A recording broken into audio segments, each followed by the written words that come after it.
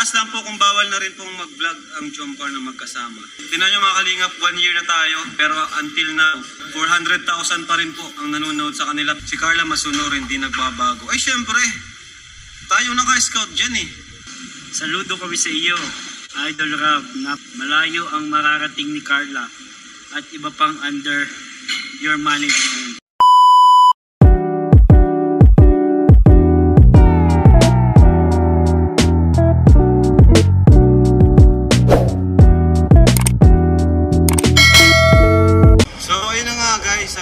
Kalingap, dahil yung pinag-usapan natin noong nakaraan, yung announcement ko about sa Calagwas Island photoshoot of Jomcar.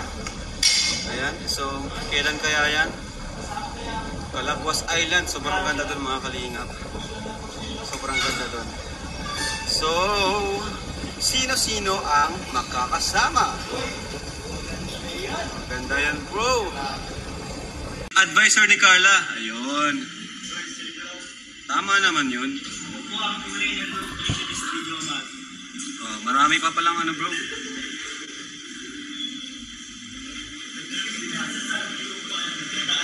Kuya Rap, ask lang po kung bawal na rin pong mag-vlog ang Jomcar na magkasama. Uy, basta po magpapaalam lang. Nagpapaalam naman po yan sila sa akin. Pero hanggat maaari talaga, iniwasan ko yung masyadong ma-expose si Carla or ma-overexpose nga kasi syempre may serye pa tayo. And para din naman to kay Carla, di ba? Ayaw natin na mabilis na tawag dyan, malaos, no? Kasi tingnan nyo mga kalingap, 1 year na tayo sa pag-handle ko kay Carla, pero until now, di ba? 400,000 pa rin po ang nanonood sa kanila. Pinakamababa na po yung 400,000. Stable. Kaya yan po. Palagi kong sinasabi na oo, basta talaga mag sunod lang. Kaya yun po, gusto ko lang sana sumunod lang sila sa atin. Diba?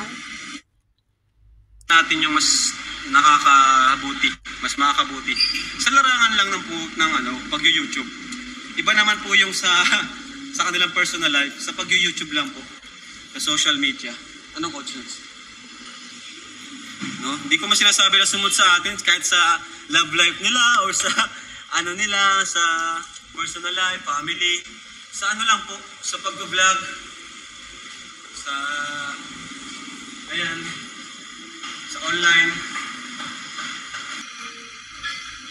Mabait na bata at masunurin si Carla, may respeto siya. Yun lang. Opo, mabait po yan. Lahat naman po sila. Lahat naman po. Si Carla Masunor, hindi nagbabago. Ay syempre, tayo naka-scout dyan eh. Diba? Tayo naka-scout kay Carla, kaya masunurin talaga yan. Saludo kami sa iyo, Idol Rob, napakahalaga ng fame longevity. Malayo ang mararating ni Carla at iba pang under your management. Yes. Basta lang sa kanila. Sumunod lang sa kanila. Yung longevity kasi ang pinaka-importante eh. Oo. Diba marami yung nagba-viral na ang bilis lang, pero after nun, wala na. Para sa akin mas importante yung sakto lang yung pagsikat, pero gradual, matagal. Yung pinapahalagaan natin sa mga beneficiaries natin kay Carla. Kasi ang pagtulong natin yan hanggang mga pagtapos ko. Diba? Sino yung nahihirapan tayo rin? Isa naman sa pabayaan natin sila.